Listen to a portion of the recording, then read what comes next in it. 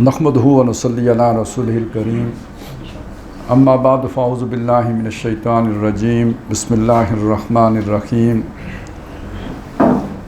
قل اننی ہدانی ربی الی صراط مستقیم دینا قیما ملۃ ابراہیم حنیفا وما کان من المشرکین قل ان صلاتی و نسکی و محیای و مماتی للہ رب العالمین لا شریک لہ و بذالک امرت وانا اول المسلمین صدق اللہ العظیم رب اشرح لی صدری ویسر لی امری واحلل عقدۃ من لسانی یفقہوا قولی آمین یا رب العالمین۔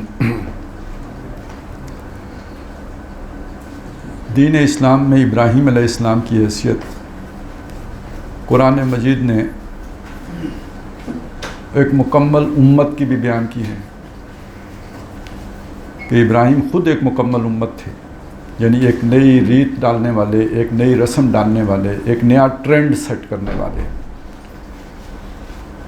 اور جو اس وقت دنیا میں موجود مذاہب ہیں، خاص طور پر جنہیں الہامی مذاہب کہا جاتا ہے، اسلام ہے، یہودیت ہے اور عیسائیت ہے، تو ان تینوں کا اتفاق حضرت ابراہیم علیہ السلام کی ذات پر ہے، اور اس وجہ سے ایک بہت بڑا مغالطہ بھی پیدا کیا جاتا ہے آج کے دور میں۔ جو وحدت ادیان کا تصور ہے اس میں ابراہیم علیہ السلام کی ذات کو بنیاد بنا کر گویا سب انہی سے جڑے ہوئے ہیں، اگرچہ کہ قرآن مجید نے اس حقیقت کو کھولا ہے کہ ایسا نہیں ہے، وہ ایک علیحدہ اہم مسئلہ ہے۔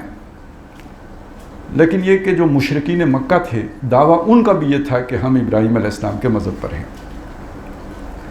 تو قرآن مجید نے ابراہیم علیہ السلام کی اس حیثیت کو اجاگر کیا ہے کہ یہ جو تم اپنا یوں سمجھیے فکری جد امجد ابراہیم کو مانتے ہو، اور ویسے نسلاً بھی ہیں سب کے، تو اس میں کوئی غلطی نہیں ہے، یہ بات تو ٹھیک ہے، لیکن آیا تم ان کے طریقے پر ہو یا نہیں ہو، یہ ہے اب سمجھنے کی بات۔ تو اس کے لیے سب سے پہلے تو یہ بات آئی کہ ابراہیم کو اللہ تعالیٰ نے یہ مقام عطا کیوں کیا، تو سورہ بقرہ میں اس کو کھولا، وَإِذِ ابْتَلَىٰ إِبْرَاهِيمَ رَبُّهُ بِكَلِمَاتٍ فَأَتَمَّهُنَّ قَالَ إِنِّي جَاعِلُكَ لِلنَّاسِ إِمَامًا۔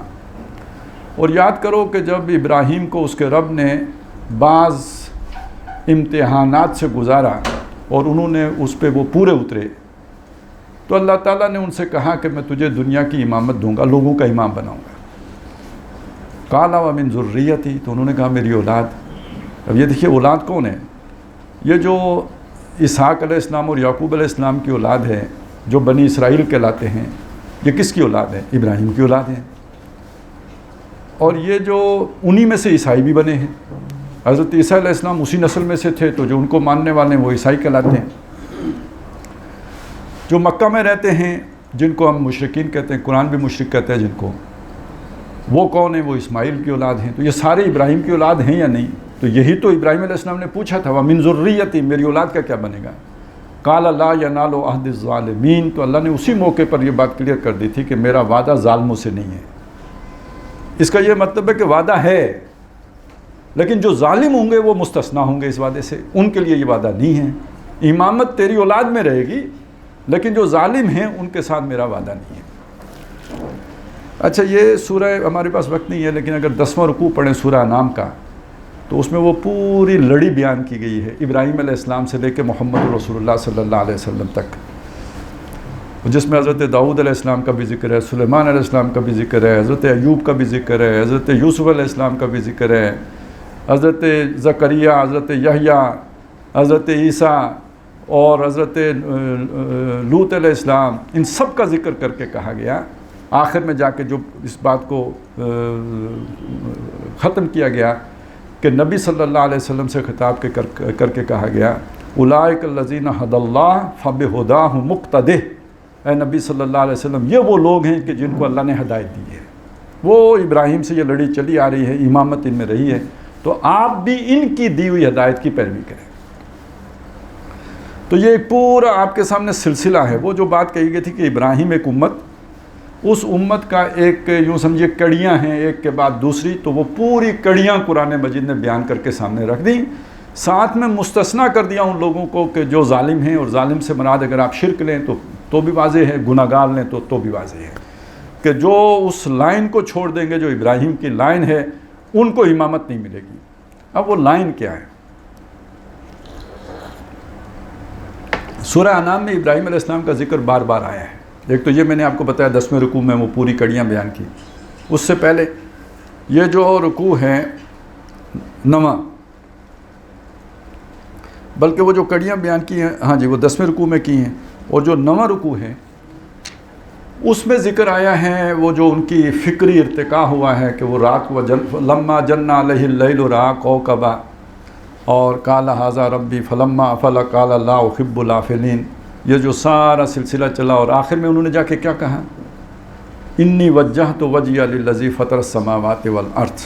تو پہلی بات یہ ہے یکسو ہونا جو کہا گیا نا، حنیف، ابراہیم کون تھے؟ حنیف تھے۔ تو اس کی اگر آپ تشریح قرآن سے پوچھیں تو کیا ہے؟ انی وجہت وجہی للذی فطر السماوات والارض، میں نے ہر طرف سے اپنا چہرہ موڑ کر لیا ہے اس ذات کی طرف کہ جس نے آسمانوں اور زمین کو بنایا ہے، یعنی ہر طرف سے کٹ کر اس کی طرف یکسو ہو گیا ہوں، یہ حنیف ہے۔ اب یہ سارا پس منظر ذہن میں رکھ کر ذرا ان آیات کو پڑھیں، یہ چونکہ آخری رکوع کی آیات ہیں، گویا اس سارے مضمون کو سمرائز کیا گیا ہے، کنکلوڈ کیا جا رہا ہے۔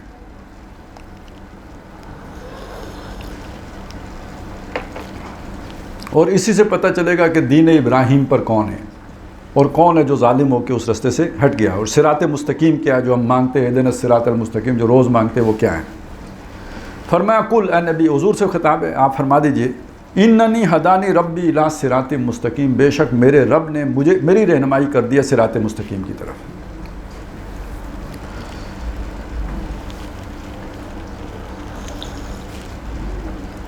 صراط مستقیم کیا ہے؟ دینن قیمن ملت ابراہیم حنیفہ، یہ دین ہے یعنی پورا ایک نظام اطاعت ہے جس میں فرما روا اللہ کو مانا جاتا ہے، مطاع مطلق اللہ ہے، اور اس نے جو احکام دیے ہیں زندگی کے مختلف شعبوں کے بارے میں ان سب کی پیروی کرنے کا نام دین ہے۔ اگر آپ وہ سارے جملے ذہن میں رکھیں جو قرآن نے استعمال کیے، فَاعْبُدُوا اللَّهَ مُخْلِصِينَ لَهُ الدِّينَ، اپنی اطاعت اللہ کے لیے خالص کر کے اس کی عبادت کرو۔ ادخلوا فی السلم کافہ، اسلام میں پورے کے پورے داخل ہو جاؤ۔ یہ جو آیات ہیں اس سے پہلے وہ آیت ہے ان الذین فرقوا دینہم وکانوا شیعا، جنہوں نے اس نظام اطاعت میں تفریق کر دی، بعض معاملات میں اللہ کی مانتے اور بعض معاملات میں کسی اور کی مانتے ہیں، تو نتیجہ یہ ہے کہ خود بھی تو فرقہ ہو گئے، پھٹ گئے۔ اسی کو سورہ بقرہ میں یوں بیان کیا، فَتُؤْمِنُونَ بِبَعْضِ الْكِتَابِ وَتَكْفُرُونَ بِبَعْضٍ فَمَا جَزَاءُ مَنْ يَفْعَلُ ذَلِكَ مِنْكُمْ إِلَّا خِزْيٌ فِي الْحَيَاةِ الدُّنْيَا وَيَوْمَ الْقِيَامَةِ يُرَدُّونَ إِلَىٰ أَشَدِّ الْعَذَابِ، کہ کچھ کو ماننا کچھ کو نہ ماننا، دنیا میں ذلت اور رسوائی، اور آخرت میں سب سے شدید عذاب جو منافقوں کے لیے ہوگا وہ ایسے لوگوں کے لیے ہوگا۔ اسی حقیقت کو اجاگر کیا سورہ حج میں، وَمِنَ النَّاسِ مَنْ يَعْبُدُ اللَّهَ عَلَىٰ حَرْفٍ، لوگوں میں وہ بھی ہیں جو اللہ کی عبادت کرتے ذرا کنارے پر رہتے ہوئے، مشکل پیش آئے یو ٹرن لے لیتے ہیں، کوئی مسئلہ نہ ہو تو مان لیتے ہیں، وہی آدھا مانتے ہیں آدھا نہیں مانتے، یا کچھ مانتے ہیں کچھ نہیں مانتے۔ اس کو کہا کنارے کھڑے ہو کے عبادت کرنا، یعنی اپنے آپ کو بچا کر اور محفوظ بنا کر۔ اب دینن قیمن، اس ایک مطلب تو یہ ہوگا سیدھا دین جس میں کوئی پیچ نہیں ہے، کوئی ٹیڑھ نہیں ہے، کوئی کجی نہیں ہے، بالکل سیدھا ہے، آسانی سے سمجھ میں آتا ہے۔ آپ نے کسی کو رب مانا ہے تو بس اس کے ہو جاؤ، سادہ سی بات ہے۔ اب کون سے پرپیچ طریقے اختیار کر کے تو ڈنڈیاں نکالتے ہو ادھر ادھر سے، یہ سیدھی سی بات ہے، دینن قیمن۔ اور یہ جو دین قیم ہے یہی ملت ابراہیم ہے۔ اب ذرا یہاں سے اس چیز کو، جو مختلف دعوے ہیں ان کو ذہن میں رکھیں۔ یہودیوں کا دعویٰ کیا؟ ہم ابراہیم کے قریب ہیں۔ مشرکین مکہ کا دعویٰ کیا؟ ہم ابراہیم کے قریب ہیں۔ عیسائیوں کا دعویٰ کیا؟ ہم ابراہیم کے قریب ہیں۔ ابراہیم کیا تھے؟ مسلم، ٹھیک ہے، ابراہیم کون تھے؟ مسلم، مسلمن حنیفہ، حنیفم مسلمہ، یہ ابراہیم ہیں۔ تم کیا ہو؟ یہودی، تم کیا ہو؟ عیسائی، تم کیا ہو؟ مشرک، یہ تم نے نام کدھر سے لیے ہیں؟ اگر تم ابراہیم کے طریقے پہ ہو تو مسلم ہو، اسلام کو کیوں چھوڑا ہے؟ یہ وہ بحث ہے جو آپ کو سورہ بقرہ اور سورہ آل عمران میں ملے گی۔ اب ہم اس تفصیل میں نہیں جا سکتے، وہ جہاں تکرار ہے نا، وَنَحْنُ لَهُ مُسْلِمُونَ، اور اسی کے ساتھ کہ تمہیں پتہ ہے کہ یعقوب نے کیا وصیت کی تھی اپنے بیٹوں کو؟ کیا تم ادھر موجود تھے؟ اذ قال لہ، جب اس نے ان سے پوچھا ما تعبدون من بعدی قالوا نعبد الہک و الہ آبائک ابراہیم و اسماعیل و اسحاق الہا واحدا ونحن لہ مسلمون۔ اذ قال لہ ربہ اسلم قال اسلمت لرب العالمین۔ یہ جو ساری بحث چل رہی ہے نا، بار بار مسلم مسلم مسلم مسلم آپ کو ملے گا، ادھر بھی سورہ بقرہ میں بھی اور سورہ آل عمران میں بھی، یہ اس کا تناظر یہ ہے کہ ابراہیم تو مسلم تھے، تم یہودی اور نصرانی کدھر سے ہو گئے ہو؟ دوسری بات، ابراہیم کا قبلہ جو تھا وہ خانہ کعبہ تھا۔ ان اول بیت وضع للناس للذی ببکۃ مبارکا وہدی للعالمین فیہ آیات بینات مقام ابراہیم۔ ابراہیم ادھر کھڑا ہوتا تھا، یہ تم کدھر کھڑے ہو گئے ہو؟ تو بے شک تم ایمان کا دعویٰ کرو، اگر تم نے اس گھر کا حج نہ کیا، وَلِلَّهِ عَلَى النَّاسِ حِجُّ الْبَيْتِ مَنِ اسْتَطَاعَ إِلَيْهِ سَبِيلًا، اللہ والے ہو تو یہ اللہ کا حکم ہے کہ جس کی استطاعت میں وہ اس گھر کے زیارت کر کے کو آئے۔ تو جو یہودی یہاں آنے کے بجائے بیت المقدس جاتے ہیں اور ہیکل جاتے ہیں، اور جو عیسائی یہ کام کرتے ہیں، ان کا ابراہیم سے کیا تعلق رہا؟ تو کھونٹا تو ابراہیم ہو گئے اور تم ادھر ادھر ہو گئے۔ یہ ملت ابراہیم، اب اسی میں بہت ساری باتیں آئیں گی۔ یہ جو اونٹ کا مسئلہ ہے کہ جی وہ ابراہیم کی شریعت میں حلال تھا یا حرام تھا، وہ بھی قرآن نے کلیئر کیا۔ اسی طرح یہ جو مسئلہ ہے کہ دن کون سا تھا، دن جمعے ہی کا تھا ابراہیم کا، یہ ہفتہ تم نے نکالا اپنے لیے، جوئلت انہوں نے خود بنایا، اپنے اللہ نے تو نہیں رکھا ان کے لیے۔ اسی طرح جو ہے جنہوں نے اتوار کر لیا انہوں نے خود کر لیا، اصل برکت والا دن ابراہیم کی شریعت کے مطابق وہ جمعہ تھا۔ تو یہ باتیں آپ کو شاید چھوٹی چھوٹی لگیں، لیکن وہ اسلام کے تناظر میں آپ کو بالکل واضح ہو جائے گا۔ اور جب یہ کہا ان الدین عند اللہ الاسلام، اور جب یہ کہا وَمَن يَبْتَغِ غَيْرَ الْإِسْلَامِ دِينًا فَلَن يُقْبَلَ مِنْهُ، تو اب یہ دیناً کیا من ملت ابراہیم، یعنی یہ اسلام اور ملت ابراہیم یا ابراہیم کا طریقہ ایک ہی بات ہے، اور یہ تم نے نئی باتیں نکالی ہیں، اور ابراہیم سے تم نے ڈائیورژن اختیار کر لیا، منحرف ہو گئے ہو۔ یہ ساری بات بتا کے پھر ساتھ یہ بھی بتایا ان اول الناس بابراہیم للذین اتبعوہ وہذا النبی، ابراہیم کے قریب وہ لوگ ہیں جنہوں نے ان کی پیروی کی اور تم نے پیروی چھوڑ دی ہے، اور یہ نبی ہیں صلی اللہ علیہ وسلم والذین آمنوا، اور جو ان کے ساتھ ایمان لائے ہیں وہ ابراہیم کے قریب ہیں۔ تو یہ ہے جو جس کی صراط مستقیم کی اللہ نے مجھے رہنمائی کر دی ہے، دیناً قیاماً ملت ابراہیم حنیفا وما کان من المشرکین، وہ شرک کرنے والوں میں سے نہیں تھے۔ یہ مشرکین مکہ کا بھی جو ہے نفی ہو گئی، اور جنہوں نے عزیر علیہ السلام کو اللہ کا بیٹا بنایا ان کی بھی ہو گئی، اور جنہوں نے عیسیٰ علیہ السلام کو بنایا ان کی بھی ہو گئی کہ تم میں سے کوئی بھی ابراہیم کے طریقے پر نہیں ہے۔ تو ہدایت پر تو میں ہوں کہ جس کو اللہ تعالیٰ نے اس راہ پر گامزن کر دیا ہے۔ یہ دین ہے کیا؟ ہر چیز کا نا ایک ہوتا ہے جی مختصر ترین سلوگن جس سے وہ پہچانی جاتی ہے۔ کسی کا ہم جو نام رکھتے ہیں تو مثلا دیکھیں نا، ایک نام ہے آگ، تو آگ نام لیتے ہی وہ ساری صفات بھی ذہن میں آ جاتی ہیں، نہیں آ جاتی جو آگ کے اندر موجود ہوتی ہیں۔ اسی پر قیاس کرتے ہوئے جو ہم دین اسلام، اس کا یہ جو کوئی ایسے چند الفاظ کہ جس سے یہ پورا کھل کے سامنے آ جائے، وہ کیا ہیں؟ قُلْ إِنَّ صَلَاتِي وَنُسُكِي وَمَحْيَايَ وَمَمَاتِي لِلَّهِ رَبِّ الْعَالَمِينَ۔ اے نبی صلی اللہ علیہ وسلم ان سے کہہ دیجئے کہ بے شک میری نماز، میری قربانی، میرا جینا، میرا مرنا اللہ کے لیے ہے جو سارے جہانوں کا رب ہے۔ دین اصلاً یہ ہے، جو دین کی بنیاد ہے نا، جیسے ریڑھ کی ہڈی ہوتی ہے کسی شے کی، وہ یہ ہے۔ اور اس کو اگر آپ نے سمجھنا ہو تو دیکھیں، نماز ہم کس کے لیے پڑھتے ہیں؟ اللہ کے لیے۔ ابھی قربانی کریں گے تو کس کے لیے کریں گے؟ اللہ کے لیے۔ کیا جیتے بھی اللہ کے لیے؟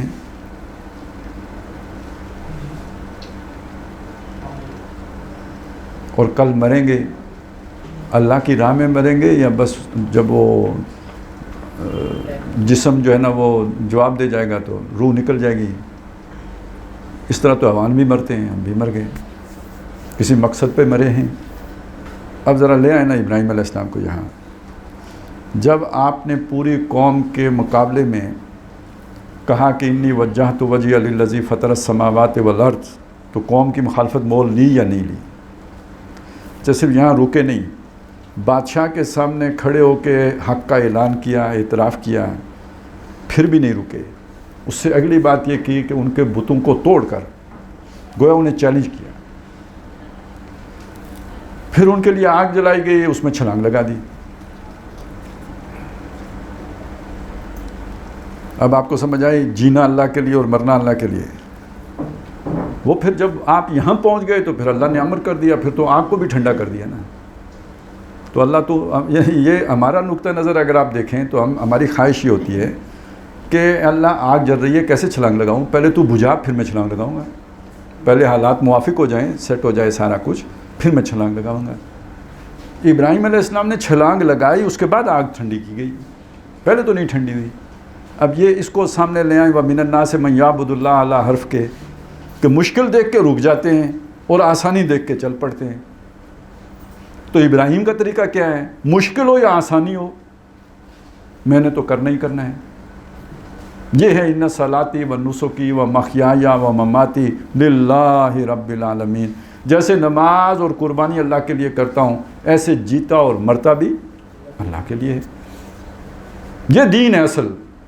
اچھا، یہ چونکہ ایک مشکل کام ہے، اس کے لیے جو ہمت چاہیے، جو جرت چاہیے، جو حوصلہ چاہیے، جو ایک جذبہ چاہیے، وہ دینے کے لیے باقی ساری شریعت دی گئی ہے کہ اگر یہ محبت ہو جائے گی، یہ دنیا دل میں کھپ جائے گی، اس طرف زیادہ رخ ہو جائے گا، تو پھر یہ جان نہیں لگا سکو گے، پھر وہ تمہارے اندر لالچ آ جائے گی، پھر تم کمزور پڑ جاؤ گے، پھر تم ضعیف ہو جاؤ گے، پھر تم بودے ہو جاؤ گے۔ جتنا تم لائٹ ویٹ ہوگے، دنیا تمہارے پاس کم ہوگی، اتنا اپنے آپ کو لگانے کے لیے تم تیار رہو گے۔ تو وہ ساری باتیں تو اس لیے کی گئی تھی، لیکن اصل جو ریڑھ کی ہڈی ہے، جو ابراہیم علیہ السلام کا جو اصل اسوہ ہے، وہ یہ اس ایک جملے میں آ گیا، قل ان صلاتی و نسکی و محیای و مماتی للہ رب العالمین،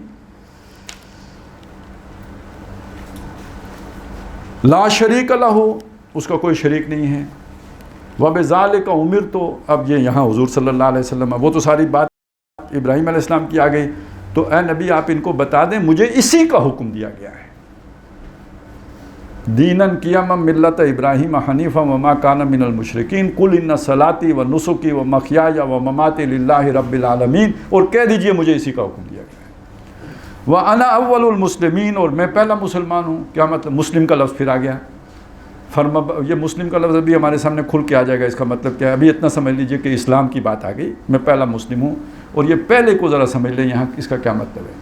عام طور پہ انسانی رویہ یہ ہوتا ہے کہ آدمی کہتا ہے یار ایک اکیلا دو گیارہ، کوئی اور بھی میرے ساتھ ہو تو میں چلوں گا۔ ہم انقلاب لائیں گے، لیکن انقلاب لائیں گے جب کوئی دو چار بندے اور بھی اتحاد ہو جائے مولانا فضل الرحمان صاحب کے ساتھ، پھر انقلاب لائیں گے، اس کے بغیر اکیلے تو انقلاب نہیں لایا جا سکتا۔ تو نبیوں کا معاملہ یہ نہیں رہا کہ کوئی ہمارے ساتھ ملے تو پھر ہم یہ کام کریں گے، پھر مسلمان بنیں گے۔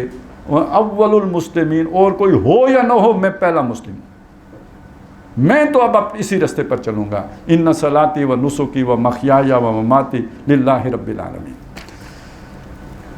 اب ذرا تھوڑے سے ان امتحانوں کا بھی ذکر ہو جائے جن کو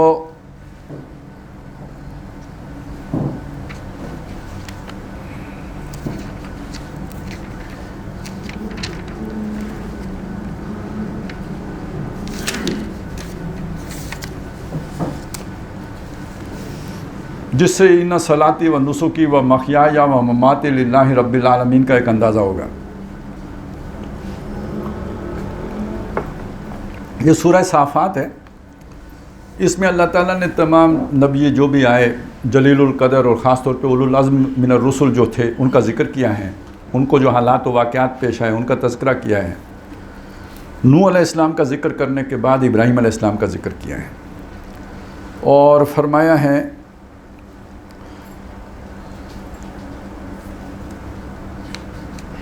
وَإِنَّ مِن شِيعَتِهِ لَإِبْرَاهِيمَ، یعنی وہ نوح علیہ السلام ہی کی سلسلے میں سے تھے ابراہیم علیہ السلام بھی۔ اذ جاء ربہ بقلب سلیم، جب وہ اپنے رب کے پاس آئے سالم دل کے ساتھ. یہ اب ذرا مشکل اصطلاح ہے، دل سالم ہونا. آپ اسے یوں سمجھ لیں کہ جیسے آج کل کوئی ہم جو ہے نا سافٹ ویئر انسٹال کریں اور وہ اس میں کوئی وائرس نہ ہو، بالکل صاف ہو، بالکل اس کو کرپٹ نہ ہو، صحیح طرح سے وہ عمل کر رہا ہو، تو ہم کہیں گے صحیح سالم ہے. اور اگر اس میں کسی بھی درجے میں کوئی آ جائے وائرس تو اب وہ سالم نہیں رہا. یہ انسان کے دل کا معاملہ ایسا ہی ہے. اس کے اندر اللہ تعالیٰ نے ایک صلاحیت رکھی ہے اللہ کو پہچاننے کی. یہ ہمارا دماغ، اس کے اندر یہ صلاحیت نہیں ہے، یہ دل کی صلاحیت ہے. اور دل کی یہ صلاحیت کارگر کب ہوتی ہے؟ جب آئینہ قلب داغدار نہ ہو. اس کے اوپر اگر کوئی داغ پڑے ہوئے ہوں تو وہ اس کی روشنی خارج نہیں ہوتی، وہ اس کی بینائی جو ہے وہ کمزور پڑ جاتی ہے، وہ پھر نہیں وہ روشنی اس کی نہیں رہتی، وہ بینائی نہیں رہتی. اور یہ داغ پڑتے ہیں گناہ سے. اور قلب سلیم کا مطلب ہے اس دل کے اوپر گناہ کا داغ نہیں ہے، وہ اپنی اصل پر قائم ہے. تو جب اصل پر قائم ہے تو وہ اللہ تک اس کی، یعنی وہ جیسے ہر شے اپنے مرکز کی طرف پرواز کرتی ہے، تو اسی طرح دل کی پرواز اللہ کی طرف ہوتی ہے. انا للہ و انا الیہ راجعون. تو اس کے رجوع اللہ کی طرف ہوتے ہیں. اسی قلب سلیم ہی کو قلب منیب کہا گیا ہے، جس کی انابت اللہ کی طرف سے ہوتی ہے، وہی قلب سلیم ہے. جیسے وہ نہیں ہوتے اپنا بیٹری کو چیک کرتے ہیں نا، ایک تو خیر وہ میٹر لگا کے چیک کرتے ہیں. پرانا طریقہ آپ کو پتہ ہے، 2 تاریں لگا کے نا اس کے بعد یوں کرتے تھے تو وہ اس سے کھڑکار آئے تو مطلب ہوتا تھا بیٹری میں جان ہے. اور اگر کوئی وہ نہیں ہو رہا نا، کچھ کرنٹ کا وہ سپارک نہیں کر رہا ہے تو اس کا مطلب بیٹری ڈیڈ ہے. تو بس یہ بھی کہ جب وہ قرآن آپ سنیں پڑھیں تو اندر کوئی سپارک پیدا ہو تو اس کا مطلب اندر دل زندہ ہے.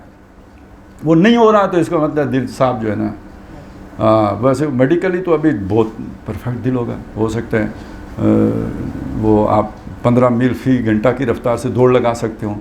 لیکن یہ ہے کہ وہ روحانی اعتبار سے دل جو ہے فوت چھوٹ، اس کے اندر انابت نہیں ہوگی، رجوع نہیں ہوگا اللہ کی طرف. تو رجوع کرنے والا دل ہی قلب سلیم ہوتا ہے. تو ابراہیم علیہ السلام کے دل کے اوپر کوئی گناہ کی آلائش نہیں تھی، صاف ستھرا دل لے کے آئے بے قلب سلیم. اذ قال لأبیہ وقومہ ماذا تعبدون. جب انہوں نے اپنی قوم اور اپنے باپ سے کہا کہ تم کیا پوجتے ہو، یہ کن چیزوں کی بندگی کرتے ہو. یہ رکوع نمبر 9 سورہ انعام، اس میں یہ ساری تفصیل آئی ہوئی ہے. ہم ذرا تھوڑا جلدی نہیں کر رہے ہیں تو بس اتنا ہی کافی ہے جو یہاں پہ آ گیا. ائفکن آلہۃ دون اللہ تریدون، کہ اللہ کے سوا خود گھڑ کے تم نے معبود بنا رکھے ہیں، اپنے پاس سے بنا لیے ہیں یہ معبود، اللہ پر جھوٹ باندھتے ہوئے.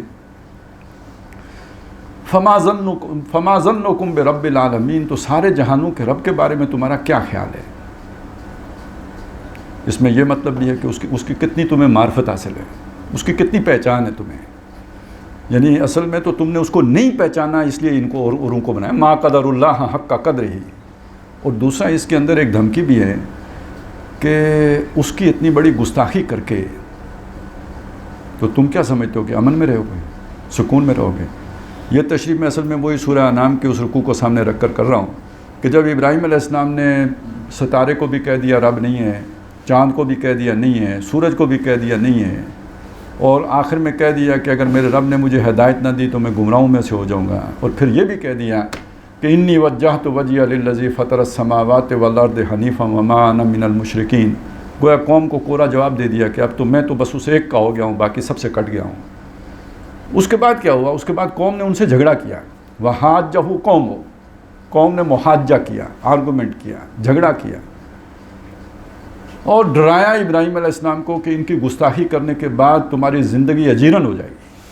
وہ جیسے نہیں ہوتا جی تمہاری ٹانگ ٹوٹ سکتی ہے، نوکری کا جانے کا خطرہ ہے، اور یہ کہ رزق میں برکت نہیں رہے گی. دیوی ناراض ہو گئی اگر دولت کی تو اس کے بعد رزق میں برکت کدھر سے آئے گی، اور محبت کی دیوی ناراض ہوگی تو میاں بیوی میں اتفاق کہاں سے رہے گا. تو یہ جیسے ہوتا ہے کہ یہاں کوئی گڑبڑ ہو جائے گی، دیکھو اولاد کا مسئلہ ہے، پتہ نہیں ہوگی نہیں ہوگی، تو یہ ان سارے دیوتاؤں کو ناراض کر کے تم جیو گے کیسے. تو اس کا جواب انہوں نے کیا دیا ہے، کیف اخاف ما اشرکتم، میں ان سے کیسے ڈروں جو تم نے شریک بنائے ہوئے ہیں. ما لم ينزل بہ علیکم سلطانہ، جس کے لیے اللہ نے کوئی دلیل نہیں اتاری. اور تم نہیں ڈرتے جو تم نے اللہ کے ساتھ اوروں کو شریک بنا کے رکھا ہوا ہے. کتنی بڑی جو ہے گستاخی کر رہے ہو، اس سے تم نہیں ڈرتے. میری گستاخی تمہیں بہت بڑی نظر آتی ہے. فَأَيُّ الْفَرِيقَيْنِ أَحَقُّ بِالْأَمْنِ إِن كُنتُمْ تَعْلَمُونَ. اگر تمہیں سمجھ ہے تو مجھے بتاؤ ہم دو گروہوں میں سے زیادہ امن کا حقدار کون ہے؟ پھر خود جواب دیا الَّذِينَ آمَنُوا وَلَمْ يَلْبِسُوا إِيمَانَهُمْ بِظُلْمٍ أُولَٰئِكَ لَهُمُ الْأَمْنُ وَهُمْ مُهْتَدُونَ. جو ایمان لائے اور پھر اپنے ایمان کو شرک کی گندگی سے آلودہ نہیں کیا، وہ ہیں جو امن میں بھی ہیں اور وہی ہیں جو ہدایت پر بھی ہیں، صراط مستقیم پر بھی وہی ہیں. تو اب یہ وہ چیز ہے کہ وہ رب العالمین کے بارے میں تمہارا کیا، اس سے نہیں ڈرتے ہو کہ پھر تمہارا انجام کیا ہوگا. اب یہ ایک سین ہے. دوسرا سین اب آ رہا ہے، یعنی یہ والی جو بات ساری وہی ہے سورہ انعام کی بات کا یہاں جو خلاصہ آیا ہے، یہ معلوم یہ ہوتا ہے یہ قوم سے بات نہیں ہو رہی ہے، یہ اپنی برادری سے بات ہو رہی ہے. ہوتے نا چاچا ہے، تایا ہے، پھپھو ہیں، پھپھا ہے، یہ جتنے بھی جو آس پاس کے رشتہ دار ہیں بڑے بزرگ، وہ سمجھا رہے ہیں جو ہے نا ایک لڑکا خاندان کا باغی ہو گیا ہے، اور اس باغی کو وہ سمجھا رہے ہیں کہ بڑا خطرہ ہو جائے گا، بڑے مسائل کھڑے ہو جائیں گے، اور ہمیں تم سے بڑی امید ہے، کیریئر بناؤ گے، روشن کرو گے خاندان کا نام، تم کدھر پڑ گئے ہو، کن چکروں میں پڑ گئے ہو، تمہیں انقلاب سوچ گیا ہے، تو ہماری بات مانو، کوئی تھوڑا شریف انسان بنو. تو وہ اب یہ سمجھا رہے تھے، یہ وہ بات تھی. ابراہیم علیہ السلام اس سے اگلی سوچ رہے تھے کہ یہ تو خاندان کا مسئلہ، میں نے تو پوری قوم کے سامنے مسئلہ رکھنا ہے. اب قوم کے سامنے رکھیں کیسے؟ جو معاشرے کا جو سٹرکچر ہے اس میں بزرگ تو بڑے ہیں، بات تو انہوں نے کرنی ہے، کسی بھی جگہ پہ بیٹھیں گے، اسمبلی کے ممبر تو وہ ہیں، ابراہیم علیہ السلام تو کچھ بھی نہیں ہے. انہوں نے پھر ایک ترکیب سوچی.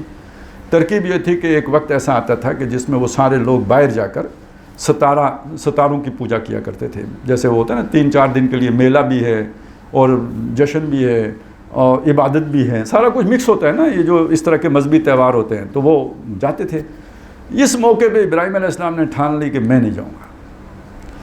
اب اس کے لیے انہوں نے ترکیب یہ استعمال کی کہ یہ چونکہ لوگ جو تھے نا یہ تھوڑا ستاروں سے فعال بھی لیتے تھے کہ بھئی کیا ہونا ہے آگے، تو انہوں نے ظاہر اس طرح کیا کہ جیسے میں ستارے سے پوچھ رہا ہوں، فنظر نظرتاً فی النجوم، تو ستاروں کی طرف انہوں نے دیکھا، ایک نظر کی. فقال انی سقیم، تو کہا کہ میں بیمار ہونے والا ہوں. یعنی الفاظ ایسے استعمال کیے کہ گویا مستقبل میں عنقریب مجھے بیماری آنے والی ہے، اور یہ بھی ہو سکتا ہے کہ میں بیمار ہوں، کوئی سر میں درد ہو تھوڑا بہت، آدمی اس میں کے ساتھ چاقو چوبند رہتا ہے، ہلکا پھلکا بخار ہو تب بھی بندہ جو ہے نا وہ کام کرتا رہتا ہے. تو انہیں بتایا کہ بھائی میں جو ہے نا فزیکلی پوری طرح فٹ نہیں ہوں، تو آپ لوگ جائیں یہ عبادت کریں، تو میں تو آرام کروں گا، ایسا نہ ہو کہ مشقت کروں تو زیادہ بیمار ہو جاؤں، تو میں تو نہیں جا سکتا. وہ چلے گئے. فتولوا عنہ مدبرین، تو وہ انہیں چھوڑ کر، اس کا مطلب یہ ہے کہ ابراہیم علیہ السلام نہیں گئے تھے، وہ گھر ہی تھے، وہ لوگ آئے تھے ان کو لینے کے لیے، تو یہ تو اپنے ہی دوست احباب برادری والے ہوں گے، تو انہوں نے ان کو جھنڈی کرا دی کہ تم جاؤ، تو میں تو آج آرام کروں گا، چارپائی پہ ہی رہوں گا. تو فتولوا عنہ، تو وہ انہیں چھوڑ کے مڑ کے چلے گئے، مدبرین، پیٹھ دکھا کے. جب وہ سب چلے گئے تو اب ابراہیم علیہ السلام نے اپنا آپریشن مڈ نائٹ جو ہے نا وہ لانچ کیا. فراغ الی آلہتہم، تو اب وہ جپٹے ان کے معبودوں کے اوپر. فقالا، وہاں پہنچ کے انہوں نے کہا الا تاکلون، کھاتے نہیں ہو یار. اب آپ تصور کریں وہ جب سب جا رہے ہوں گے، پتہ نہیں آپ کو پتہ ہے یہ پہلے جو بارات وغیرہ ہوتی تھی نا، تو وہ پہلے کسی قبرستان پہ جاتے تھے یا کہیں جا کے کوئی بھاری درخت اس کے ساتھ کوئی دعا دارو کر کے، پھر ادھر کچھ چڑھاوے چڑھا کے، پھر اس کے بعد بارات جو ہے نا آگے روانہ ہوتی تھی کار خیر پر. تو اب یہ بھی بہت بڑی نیکی کہ حج کرنے جا رہے تھے، تو اس سے پہلے جیسے چاول پکاتے ہیں اور جو کچھ بھی کرتے ہیں، تو انہوں نے سب کیا ہوگا، مٹھائیاں، حلوے، اور وہ کرا کے کدھر چھوڑا، کچھ خود کھایا، باقی جا کے جو چڑھاوے چڑھائے تو وہ ادھر رکھے ہوئے ہوں گے. تو جب ابراہیم علیہ السلام وہاں گئے تو وہ سارے رکھے ہوئے تھے، مکھیاں بنا رہی ہوں گی. تو انہوں نے پہلی بات تو یہ پوچھی کہ بھئی یہ تمہارے آگے خدمت خاطر کے لیے اتنے دسترخوان چھوڑ کے گئے ہیں اور تم بدماشوں کھاتے بھی نہیں ہو، الا تاکلون، کیا مسئلہ ہے، تم کھاتے کیوں نہیں ہو؟ ما لکم لا تنطقون، کیا ہو گیا یار، بولتے بھی نہیں ہو. میں سیدھا سا ایک سوال کرتا ہوں، مڑ کے جواب بھی نہیں دیتے ہو. بیمار تو میں تھا، چپ تمہیں لگی ہوئی ہے. ما لکم لا تنطقون، تم بولتے نہیں ہو. فراغ علیہم ضربا بالیمین، تو پھر شروع ہو گئے ان کے اوپر دانے ہاتھ کی چوٹ مارتے، یعنی یہ دانے ہاتھ کی پورے بھرپور وار کرنا جسے کہتے ہیں، سب کو توڑ پھوڑ دیا۔ اب یہ وہاں پہ وہ 9/11 کر کے تو چلے گئے۔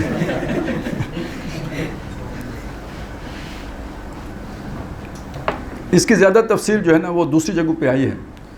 اب وہ جب واپس آئے، آپ سوچ سکتے ہیں کہ کیا ہوا ہوگا، مطلب ایک اگر ٹاور گر جائے، ٹوین ٹاور گر جائے تو اتنا بڑا ہنگامہ ہوتا ہے، یہاں تو سارے ٹاور الٹے پڑے ہوئے تھے، تو بہت بڑا بھونچال آ گیا پوری سلطنت میں۔ بریکنگ نیوز،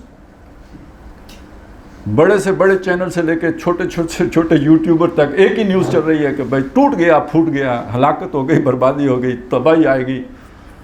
کس نے کیا؟ اگلا سوال۔ ایجنسیاں سوئی ہوئی تھیں، کہاں تھیں؟ یہ سب کچھ ہو گیا، تو اب ڈھونڈو کس نے کیا۔ تو ایک خبر ملی، اب اس سے پتہ، اصل میں الفاظ سے پتہ چلتا ہے کہ وہ اس سے کہ ابراہیم علیہ السلام کو لوگ نہیں جانتے تھے۔ انہوں نے کہا یقال لہو ابراہیم، ایک نوجوان تھا، فتن یذکرہم، جو ان کا ذکر کیا کرتا تھا۔ اچھا یہ کیا کہہ رہے ہیں؟ دیکھیں، یہ نہیں کہہ رہے کہ ان کو برا بلا کہتا تھا، یذکرہم، ان کا ذکر کیا کرتا تھا، یعنی ان کے اندر ان کا ادب اتنا ہے کہ وہ ابراہیم پر رکھ کر بھی یہ بات نہیں کہہ رہے کہ وہ ان کی برائیاں بیان کرتا تھا، یہ کہہ رہے ہیں ان کا ذکر کیا کرتا تھا، یعنی برا ذکر کیا کرتا تھا، تنقید کرتا تھا، ناقدانہ جائزہ پیش کرتا تھا۔ تو لگتا یہ ہے کہ یہ کام اسی کا، اور کوئی یہ گستاخی کر ہی نہیں سکتا، ایک ہی گستاخ تھا پورے معاشرے کے اندر، تو معلوم یہی ہوتا ہے کہ یہ کام اس کا ہے۔ اچھا یہ بات جب نکلی تو بادشاہ نے کہا، یا جو بھی بڑے لوگ تھے، وہ یوں سمجھے نا، وہ کیا ہوتی ہے جی جو بیٹھتی ہے JIT ہیں، تو انہوں نے کہا کہ بھائی بلاؤ ابراہیم کو۔ ابراہیم علیہ السلام آئے، اب ساری قوم اکٹھی ہے، اب یہ تو یوں سمجھیے قومی نشریاتی رابطے پہ سپریم کورٹ کی کارروائی جو ہے نا جا رہی ہے، سارے دیکھ رہے ہیں کیا ہو رہا ہے۔ تو اب وہ جو موجود لوگ ہیں ان کے سامنے ابراہیم علیہ السلام نے پہلا مسئلہ تو یہ کھڑا کیا، وہ سب کو تو انہوں نے توڑ دیا تھا، ایک کو چھوڑ دیا تھا، جو سب سے بڑا تھا نا 4 سٹار، اس کو چھوڑ دیا، باقی سب مارے۔ تو جو ایک بچ گیا تھا، پہلے جو آلائے قتل تھا وہ بھی اس کے کندھے پہ رکھ کے چلے گئے تھے۔ تو جو ایک سرکمسٹانشل ایویڈنس ہوتے ہیں تو انہوں نے وہ پیش کیے کہ بھائی تم کیسے JIT ہو، کوئی پروفیشنل لوگ معلوم ہی نہیں ہوتے، تم آلائے قتل اس کے کندھے پہ رکھا ہوا، باقی سارے مارے گئے، ایک وہ باقی۔ تو ایک گھر کے اندر اگر ایک بندہ باقی بچے، باقی سارے قتل ہوں، تو سب سے پہلے شک تو اس پہ جانا چاہیے کہ اس خبیث نے شاید دوسری شادی کرنے کا سوچا تھا تو پہلے گھر کا کیا ہے صفایا۔ تو ذرا تم بھی تو سوچو کہ اس سے کیوں نہیں پوچھتے، اس نے قتل کیا ہوگا ان سب کو۔ اچھا بات جتنی بھی معقول ہو اپنی جگہ پہ، لیکن انہوں نے کہا کہ ابراہیم دیکھو مذاق نہ اڑاؤ، تمہیں پتہ ہے یہ بیچارے نہیں بول سکتے۔ اب اصل میں یہی تو وہ کہلوانا چاہ رہے تھے۔ میں نے کہا اچھا یہ نہیں بول سکتے تو یہ تمہارے کام آ سکتے ہیں، سوچتے نہیں ہو، یہ سوچنے پر آمادہ کرنا ہے۔ اور وہاں الفاظ ہیں فرجعوا الی انفسہم، انہوں نے اپنے اندر جھانکا، جسے ہم کہتے ہیں اپنے گریبان میں جھانکا، اور دل ہی دل میں سوچا کہ تم ہی ظالم ہو۔ یہ کیا کسی کے کام آئیں گے؟ یہ نبی کا کام ہوتا ہے، جسے آپ نے سنا اتمام حجت کر دینا، وہ یہ ہوتی ہے کہ ایک دفعہ دل میں بات ایک دفعہ سمجھ میں آ گئی نا، اب اس کا مطلب ہے بات پہنچ گئی، اب کوئی مانے نہ مانے اس کی مرضی ہے، نبی نے اپنا کام پورا کر دیا۔ لیکن یہ کتنے بڑے رسک پر یہ کام کیا، اس کا اندازہ ہے آپ کو؟ یہ دین ہے، اس حد تک اپنے آپ کو خطرے میں ڈالنا، اس اللہ کے مشن کو پورا کرنے کے لیے جو سونپا گیا ہے، رسالت کا مشن پورا کر دیا۔ اگلوں نے مان لیا، لیکن مان لیتے، یہ دل میں تو آ گیا، لیکن اگر تسلیم بھی کر لیتے تو پھر پورا نظام لپیٹنا پڑتا، تو جن کے مفادات ہوتے ہیں وہ نظام لپیٹنے نہیں دیتے، لہٰذا پھر انہوں نے مقابلے کی ٹھانی، اور یہ سوچا کہ اس پوری ایکسرسائز کے نتیجے میں نوجوان جو ہے گمراہ ہو گیا ہے، لہٰذا اب نوجوانوں کو ریہیبلیٹیشن کے عمل سے گزارنا ہے، اور اس کے لیے ضروری ہے کہ ابراہیم کو نشان عبرت بنایا جائے۔ لہٰذا اب وہ آگ کا الاؤ روشن کیا گیا، اور یہ اس لیے تھا کہ ابراہیم ڈر جائے گا اور جان بچانے کے لیے کہے گا کہ میں، وہ جو نہیں لکھ کے دیتے معافی نامہ، ہاں جی، وہ لکھ کے دے دے گا، اور جو لوگ متاثر ہو گئے ہیں تو وہ کہیں گے کہ چونکہ بڑے لیڈر یو ٹرن لے لیتے ہیں تو ہم بھی یو ٹرن لے لیتے ہیں. لیکن یہ کہ وہ لیڈر اور لیڈر تھا نا. ان صلاتی و نسکی و محیای و مماتی للہ رب العالمین. اس نے بچا بچا کے تو نہیں رکھنا تھا نا کچھ. ہم تو جیتے ہیں کہ دنیا میں تیرا نام رہے, کہیں ممکن ہے کہ ساقی نہ رہے جام رہے. وہ بے خطر کود پڑا آتش نمرود میں عشق, عقل ہے میں بے تماشائے لب بام ابھی. تو جو انہوں نے چال چلی تھی, قرآن کہتے ہیں ہم نے ان پر الٹ دی. چال یہ تھی یہ ڈر جائے گا, وہ ڈرنے کے بجائے اور اس نے اپنے جو ہے نا اللہ کا محبوب ہونے کا ثبوت پیش کیا, تو اللہ نے اس کے لیے آگ ٹھنڈی کر دی. اب دیکھیں نا, وہ جو بات سمجھانے کی کوشش کی گئی تھی, جو پہلے صرف سیانوں کو سمجھ میں آئی تھی, اب پوری قوم کو نہیں سمجھ آ گئی کہ آگ سے کوئی زندہ نکلا ہے کبھی. تو وہ ساری قوم پر اللہ کی طرف سے حجت قائم ہو گئی. یہ حجت قائم کرنے کے بعد اب انہوں نے فیصلہ کیا کہ اس قوم میں نے نہیں رہنا. اب وہاں سے چل دیے. اور ایک بھتیجا ہے لوط علیہ السلام, ایک بیوی ہے حضرت ہاجرہ, یہ قافلہ ہے جو وہاں سے نکلا ہے اور شام میں آ کے جو ہے وہ ڈیرہ جمایا ہے. یہی جو اب مصیبت بنی ہوئی ہے, یہاں آ کے آپ ٹھہرے ہیں. حجاز کا یہ یروشلم کا علاقہ. اس کے بعد ایک سفر کیا مصر کا. وہاں پہ جو بادشاہ ان سے متاثر ہوا اور ایک شہزادی جو تھی حضرت ہاجرہ, وہ ان کے عقد میں دے دی. یہ دوسری بیوی تھی, اور یہ دوسری بیوی لے کے آئے ہیں واپس وہیں شام. اور پھر وہ ان کو اللہ نے ایک اولاد دی اسماعیل کی صورت میں, اور ان کو لے جا کر حجاز میں آباد کر دیا. یہ دوسرا توحید کا مرکز انہوں نے حجاز میں قائم کیا. تو اب یہ ساری تفصیل ذہن میں رکھیں. تو فراغ علیہم ضربا بالیمین فاقبلوا الیہ یزفون قال تعبدون ما تنحتون. تو حضرت جب وہ آئے ان کی طرف ڈرتے ہوئے گھبرائے ہوئے, یہ ساری وہ جو تباہ حال بت دیکھ کر, تو ابراہیم علیہ السلام نے ان سے کہا کہ کیا تم اپنے ہاتھوں کی بنی ہوئی چیزوں کو پوجتے ہو؟ واللہ خلقکم وما تعملون, جبکہ اللہ نے تمہیں بھی بنایا ہے اور جو تمہارے اعمال ہیں اور جو تمہارے کام ہیں ان کا بھی خالق وہی ہے.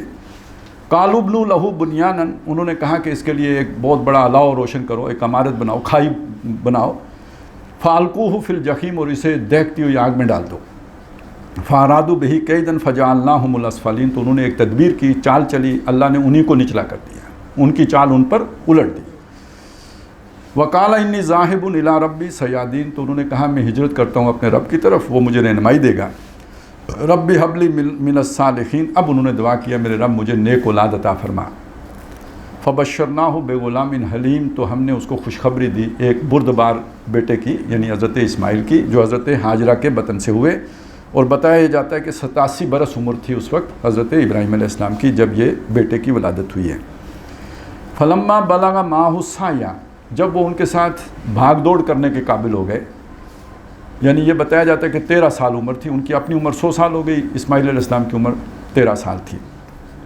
قال یا بنیا, ابراہیم علیہ السلام نے کہا اے میرے بچے, انی ارا فی المنام, میں نے خواب میں دیکھا ہے, انی اذبحک, کہ میں تجھے ذبح کر رہا ہوں.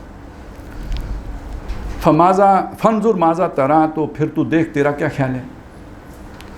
عام طور پر یہ چیزیں بیان کرتے ہوئے بھی اور سنتے ہوئے بھی ایک مغالطہ لگ جاتا ہے. ایک عمل ہے جو ہم کرتے ہیں, ہر سال کرتے ہیں, ہمارے سامنے ہوتا ہے, اور وہ عمل کیا ہے, ہم قربانی کرتے ہیں جو اس سال بھی کریں گے. قربانی خریدتا کون ہے؟ ہم. ذبح کون کرتا ہے؟ ہم. اور قربانی کس چیز کی ہوتی ہے؟ بکرے کی, گائے کی, جو کیا ہے بیل کی, یہی قربانی ہوتی ہے. ان کی مرضی کو معلوم کرنے کی تو کوئی ضرورت نہیں ہوتی, وہ تو ہماری خریدی ہوئی چیزیں ہم جب چاہیں اسے ذبح کر دیں, مالی قربانی ہے. اس عمل کے نتیجے میں یہ آیت پڑھتے ہوئے اسماعیل علیہ السلام کو نہ جانتے ہوئے یا غیر شعوری طور پر ہم اس قربانی کی جگہ پر رکھ لیتے ہیں, اور یہ بھول جاتے ہیں کہ وہ انسان تھے, اور انسان بیٹا بے شک ہو, غلام تو نہیں ہوتا ہے, اس کی اپنی مرضی ہے. اب اس بات کو سمجھیں, یہ اصل بات کیا ہے. یہ صرف ابراہیم علیہ السلام کا امتحان نہیں تھا, یہ ابراہیم کا امتحان بھی تھا اور اسماعیل کا امتحان بھی تھا. اس خواب ابراہیم علیہ السلام کو آیا, وہ نبی ہیں, نبی کا خواب بھی وہی ہوتا ہے حکم کے درجے میں.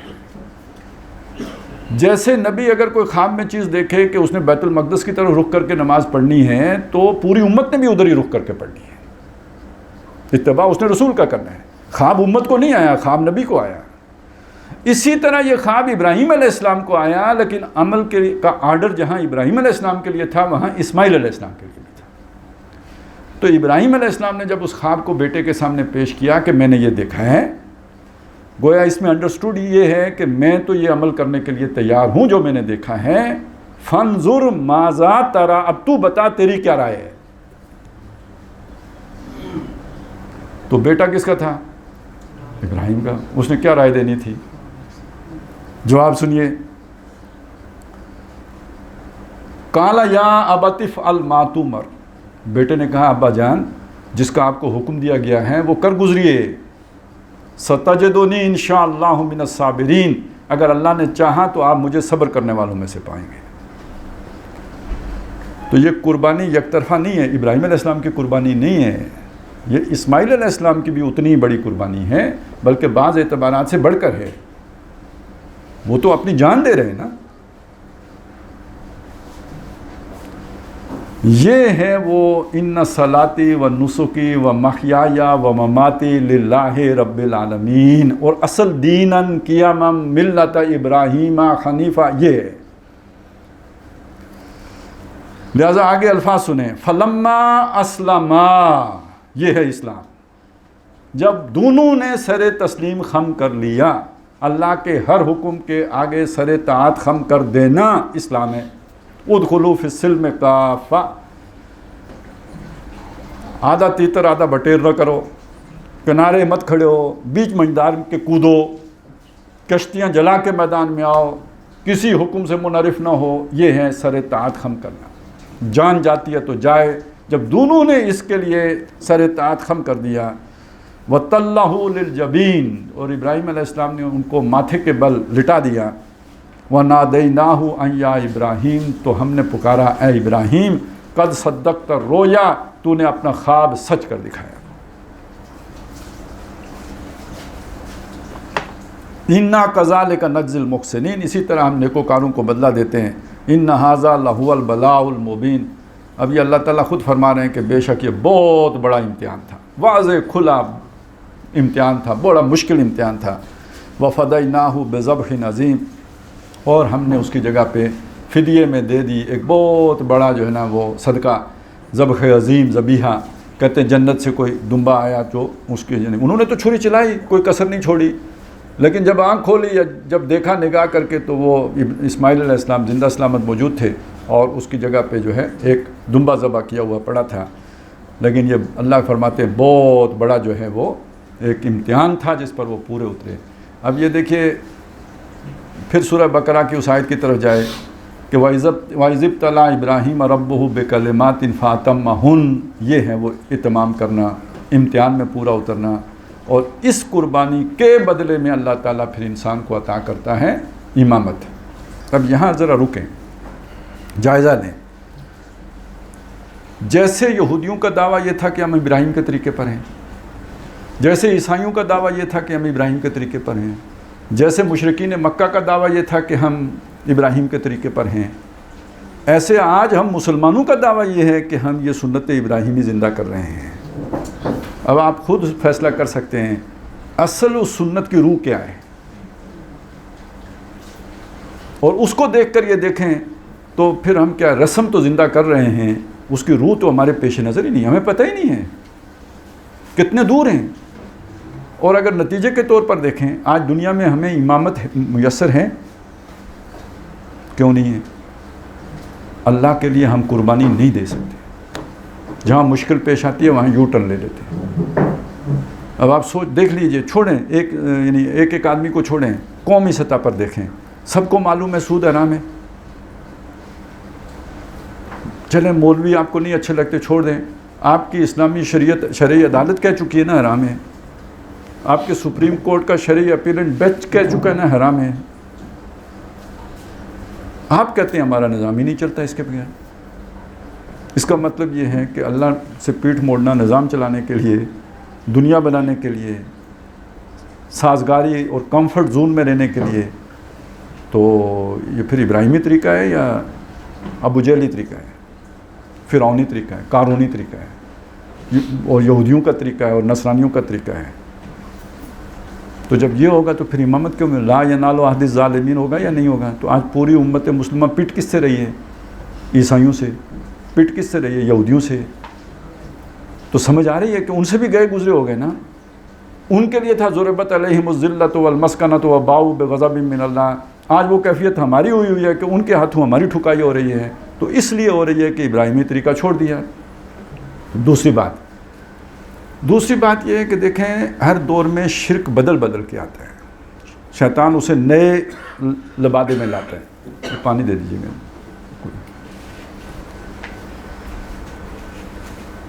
اقبال نے اس مضمون کو بیان کیا ہے کہ اس دور میں میں اور ہے جام اور ہے جم اور، ساقی نے بنا کی ہے روش لطف و ستم اور. میں شراب، جام پیالہ، جم بادشاہ، جمشید جو بادشاہ تھا، تو اسی کا وہ جام جم تھا نا. وہ جو غالب نے بھی کہا ہے کہ ٹوٹ گیا گر ٹوٹ گیا تو اور لے آئیں گے بازار سے، جام جم سے میرا جام سفال اچھا ہے. اس کے پاس ایک ہی جام تھا جس میں دنیا پوری کا نقشہ تھا.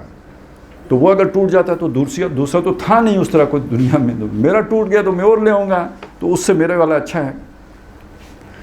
تو اصل میں یہاں جام وہ پورے اس جو نا میں آپ کہیں جو بھی ایک شرک کا نظام ہے، اور اسی بادشاہ جو اس نظام کو چلاتا ہے، تو کہتا ہے یہ اب بدل گیا ہے. اس دور میں اور تھا، اب اور ہے. اور ساقی نے بنا کی ہے روش لطف و ستم اور، پلانے والا ساقی یعنی شیطان. وہ شرک کا جام کون پلاتا تھا؟ شیطان پلاتا تھا. اب اس نے ایک نئی ریت ڈالی ہے، نئی جو ہے نا وہ انداز اختیار کیا ہے. اور تہذیب کے آذر نے ترشوائے صنم اور، آذری کا ذکر آیا تھا، اس کے صنم اور تھے، آج کے صنم اور ہیں. اور مسلم نے بھی تعمیر کیا اپنا حرم. کوئی سمجھ آئی بات کی؟ وہ گھر کون سا ہے؟ پہلا گھر، ہاں. تو ایک ہوں مسلم حرم کی پاسبانی کے لیے، نیل کے ساحل سے لے کے تابہ خاکے کاشگر. اب کیا ہے سب سے پہلے؟ پاکستان. یہ ہم یعنی یہ میرے اور آپ کے لیے سب سے پہلے پاکستان. اگر ہم ایران میں ہوں تو سب سے پہلے ایران. یہ نئے نئے حرم بن گئے یا نہیں بن گئے؟ پاسبانی کس کی کرنی تھی؟ حرم کی کرنی تھی. پاسبانی کس کی کر رہے ہیں؟ قوم کی. ان تازہ خداؤں میں بڑا سب سے وطن ہے، جو پیرہن اس کا ہے وہ مذہب کا کفن ہے. اور دوسری بات، براہیمی نظر پیدا مگر مشکل سے ہوتی ہے. ہوس سینوں میں چھپ چھپ کے بنا لیتی ہے تصویریں. یہ نئے تصویریں جو ہے نا، نئے صنم ہیں جو سینے میں بنتے ہیں. یہ سینے کے صنم کون سے ہیں؟ یہ محبتوں کے صنم ہیں. ادھر دل میں سب سے قوی محبت کس کی ہونی چاہیے؟ والذین آمنوا اشد حبا للہ. اللہ کی محبت کا سب سے بڑا مظہر کیا ہوگا عملاً؟ اللہ کے نبی کی محبت، ان کی اتباع. اور اگلی بات کیا ہوگی؟ سچے اہل ایمان کی محبت. ٹھیک ہو گیا؟ مقابلے میں کون سی محبتیں ہوں گی؟ زُيِّنَ لِلنَّاسِ حُبُّ الشَّهَوَاتِ مِنَ النِّسَاءِ وَالْبَنِينَ وَالْقَنَاطِيرِ الْمُقَنطَرَةِ مِنَ الذَّهَبِ وَالْفِضَّةِ وَالْخَيْلِ الْمُسَوَّمَةِ وَالْأَنْعَامِ وَالْحَرْثِ. اور قُلْ إِنْ كَانَ آبَاؤُكُمْ وَأَبْنَاؤُكُمْ وَإِخْوَانُكُمْ وَأَزْوَاجُكُمْ وَعَشِيرَتُكُمْ وَأَمْوَالٌ اقْتَرَفْتُمُوهَا وَتِجَارَةٌ تَخْشَوْنَ كَسَادَهَا وَمَسَاكِنُ تَرْضَوْنَهَا أَحَبَّ إِلَيْكُمْ مِنَ اللَّهِ وَرَسُولِهِ وَجِهَادٍ فِي سَبِيلِهِ. یہ سمجھ آ رہی ہے نا؟ اس توحید کا ایک تقاضا یہ ہے کہ سب سے شدید محبت اللہ کی ہو. اب بتوں کو کون، ہندو بھی نہیں گھاس ڈالتے، متروک پڑے ہوئے ہیں. اب نئے بت ہیں، اور یہ ہوس سینوں میں جو تصویریں بنا لیتی ہے، مال کی محبت، اولاد کی محبت، رشتہ داروں کی محبت، قومیتوں کی محبت، وطن کی محبت، کاروباروں کی محبت، گھروں کی محبت. یہ وہ تصویریں ہیں جو سینے میں بنی ہوتی ہیں. اور یہ اللہ سے محبت سے بڑھ جائیں تو شرک فی المحبت ہو گئی یا نہیں ہو گئی؟ اس کو کوئی جانتا ہے دنیا میں تو کسی کو نہیں پتہ. مجھے کیا پتہ جناب یہ جس آدمی نے بہت تقویٰ کا روح بھرا ہوا ہے اندر سے کس کی محبت میں مبتلا ہے. جب یہ والا مسئلہ آئے گا قربانی دینے کا کوئی محبت قربان کرنے کا, وہ جو اسماعیل ہمارے سینے میں بیٹھا ہوا ہے اس اسماعیل کی قربانی دینے کا, تو پتہ چلے گا کہ یہ اپنی اس محبت میں سچا ہے اللہ کی محبت میں یا جھوٹا ہے. اس کے بغیر تو نہیں پتہ لگ سکتا. اب آپ سوچئے میرے کیریئر کا مسئلہ ہو تو میں کہوں یار میرے پاس دین کے کام کے لیے وقت نہیں ہے کیونکہ مجھے کیریئر کے لیے محنت کرنی ہے. تو کوئی بات میری سمجھ میں آئی ہے میں کیا کہہ رہا ہوں؟ میں تو اپنا اسماعیل نہیں قربان کر سکا. ایک طرف حق سچ ہو مجھے نظر آتا ہو, دوسری طرف نوکری ہو, بولوں تو نوکری جانے کا خطرہ ہے. میں کہوں نہیں یار نوکری بہت ضروری ہے. حق سچ پھر کبھی کسی اور موقع پر ریٹائر ہونے کے بعد بندہ بول سکتا ہے نا, کیا کوئی ابھی بولنا ضروری ہے؟ توبہ تو اللہ تعالیٰ بعد میں بھی قبول کر لیتا ہے. تو ابھی ذرا خوب جو ہے نا چم چاڑ کرو, مال بناؤ, پھر خوب عمرے کریں گے, ہر سال کرنے جائیں گے حج اور ہر سال عمرہ کریں گے, داڑھی بھی سب سے لمبی رکھیں گے لیکن ریٹائرڈ ہونے کے بعد رکھیں گے.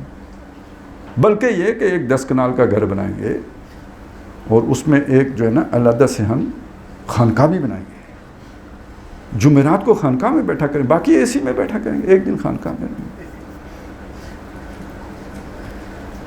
یعنی تماشا, یعنی چکر کس کے ساتھ کر رہے ہیں جی؟ اللہ کے ساتھ. ایسے چکر بازوں کو اللہ مدد پہنچائے گا. دھوکے باز, فراڈیے, بازی بارش بابا ہم بازی. ٹھیک ہے دنیا والے تو آپ کو جو ہے نا وہ مان لیں گے, مسجدوں والے آپ کے لیے کرسیاں بھی لگا لیں گے کہ حضرت آپ ادھر بیٹھ کے نماز ادا کریں, آپ کو کھڑے ہونے کی ضرورت نہیں ہے.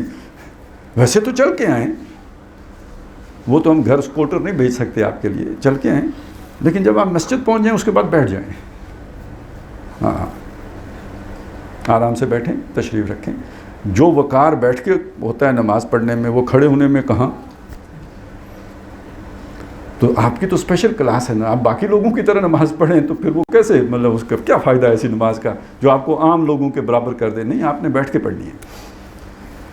تو یہ تو دنیا میں ڈکوسلے تو چڑھ جائیں گے. سوال یہ ہے کہ اللہ نے تو یہ پوچھنا ہے کہ جوانی کہاں لگائی تھی. 5 جو سوال ہیں نا, پہلا تو عمر کے بارے میں ہے, مجموعی طور پہ عمر کے مقاصد کیا تھے, زندگی کا مشن کیا تھا. اور دوسرا سوال اس زندگی کا جو وہ والا پیریڈ تھا نا جس میں سب سے زیادہ حرکت تھی, طاقت تھی, توانائی تھی, جوش تھا, جذبہ تھا, وہ کس کی خدمت میں لگایا ہے؟ بتوں کی خدمت میں لگایا ہے, شرک کے نظام میں کھپایا ہے, طاغوت کی سروسز میں لگایا ہے اور دنیا بنائی ہے. اور جب اس پورے نظام کے اعتبار اس نے تمہیں نچوڑ لیا, جیسے وہ گنے کو بیل کے سارا رس نکال لیتے ہیں, جب تمہارا رس نکل گیا انہوں نے کہا جاؤ بابا اب ریٹائرڈ, ہم تمہیں پینشن دیں گے, تو میری طرف آ گیا. ہاں ایک آدمی کو سمجھ ہی جا کے اس عمر میں آئی, پہلے کبھی خیال ہی نہیں آیا, ایک بالکل علیحدہ بات ہے. وہ تو اللہ جس سانس نکلنے سے پہلے جب توفیق دے دے. لیکن ایک آدمی کو سمجھ ہے لیکن وہ کہتے ہیں نہیں نوکری نہیں چھوڑ سکتا. اب آپ اس آدمی کے بارے میں سوچیں نا, یہ اللہ سے چکر کر رہا ہے یا نہیں کر رہا, اور یہ اسماعیل اپنا قربان کر رہا ہے نہیں کر رہا. تو کسی کا اسماعیل کاروبار ہے, کسی کا اسماعیل نوکری ہے, کسی کا اسماعیل کیریئر ہے, کسی کا اسماعیل رشتہ دار ہیں, کسی کا اسماعیل بیوی بچے ہیں, آباؤکم و ابناؤکم و اخوانکم و ازواجکم و عشیرتکم و یہ سارے. اگر ہم وہ ان میں سے کسی ایک کی قربانی نہیں دے سکتے اللہ کی خاطر, تو پھر یہ بکروں کی قربانی تو بس ایک رسم ہے جو ہم نبھا رہے ہیں. اصل دین تو یہ تھا, اصل دین تو ہے ہی قربانی. وَلَنَبْلُوَنَّكُمْ بِشَيْءٍ مِّنَ الْخَوْفِ وَالْجُوعِ وَنَقْصٍ مِّنَ الْأَمْوَالِ وَالْأَنفُسِ وَالثَّمَرَاتِ. یہ امتحان صرف ابراہیم کے لیے تھے, نہیں تم سب کے لیے ہیں.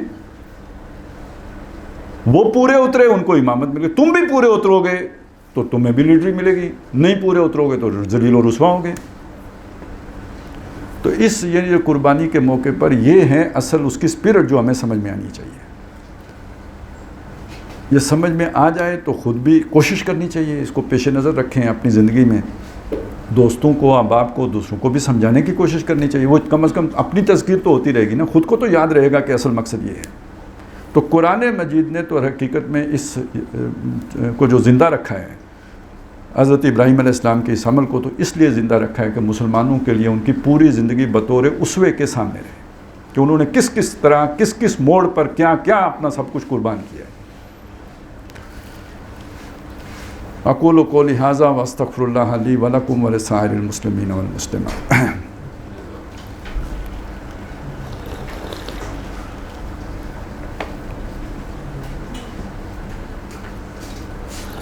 ایک دو سوال